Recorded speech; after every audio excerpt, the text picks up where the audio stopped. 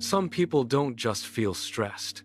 Their body starts to turn against them. The stomach tightens. Nausea rises for no clear reason. A headache settles behind the eyes.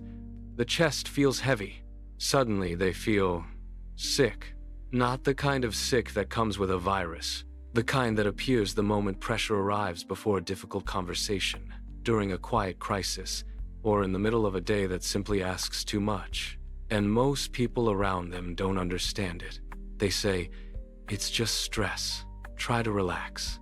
But for the person living inside that body, it never feels like just anything. This isn't weakness. It isn't drama. It is the nervous system speaking in the only language it was never taught to translate into words. When the mind cannot or will not fully feel what is happening, the body takes the message instead. From early on, many of these people learned that certain emotions were unsafe or inconvenient. Anger was met with withdrawal. Fear was minimized. Sadness was quietly discouraged. So the feelings never fully left. They simply went underground, into the gut, the muscles, the immune system, the breath. Over time, the body becomes the alarm that the mind refuses to hear. Psychologically, this is often called somatization, the conversion of emotional distress into physical sensation. But the clinical name doesn't capture what it actually feels like. It feels like your own body is turning against you at the exact moment you need it most. The nervous system, especially the autonomic system, doesn't distinguish cleanly between a real physical threat and an emotional one. When stress rises and there is no safe outlet, the body prepares as if danger is present. Digestion slows or reverses. Muscles tighten. Inflammatory signals increase. The gut-brain axis lights up. What the mind labels "I feel sick" is often the body saying, "I am overwhelmed, and I don't know how else to tell you." There is a particular quiet intensity to people who experience this. They often appear high-functioning. They show up. They perform. They keep their emotions carefully managed. But the cost of that management shows up in the body.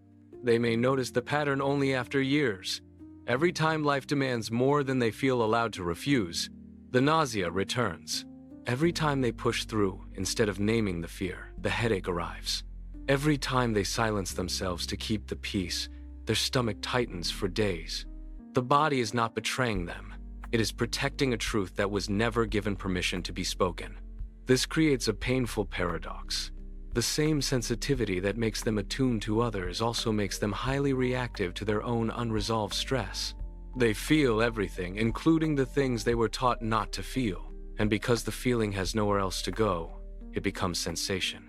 What makes this especially lonely is how invisible it remains.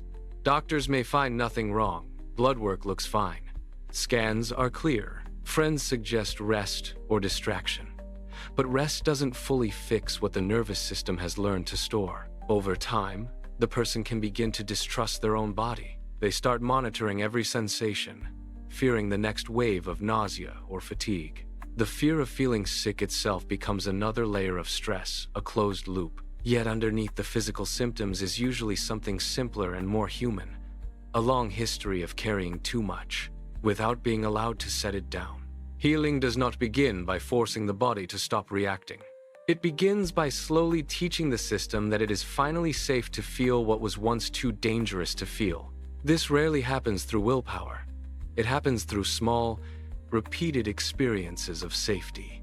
Being able to name the emotion before the body has to carry it alone.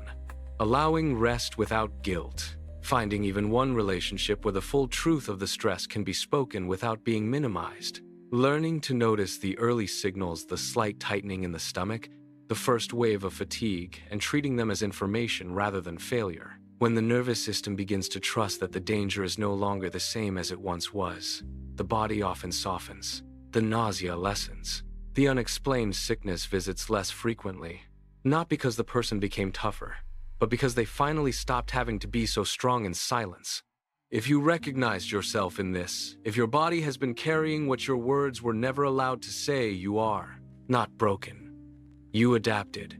Your system found a way to survive emotional weight that had nowhere else to go. The sickness was never the real problem.